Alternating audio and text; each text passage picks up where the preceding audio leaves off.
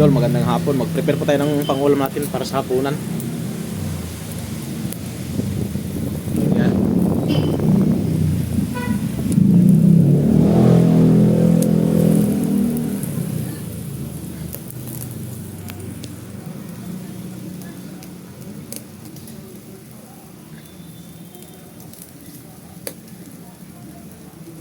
Medyo masarap kumain ngayon ng inihaw kasi makulimlim.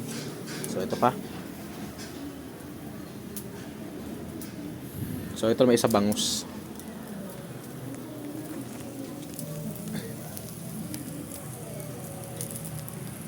Ayan pala halaman natin. So yung sili natin, di ko alam. May bunga na yung sili na ikan kasi lang bawas yung ano.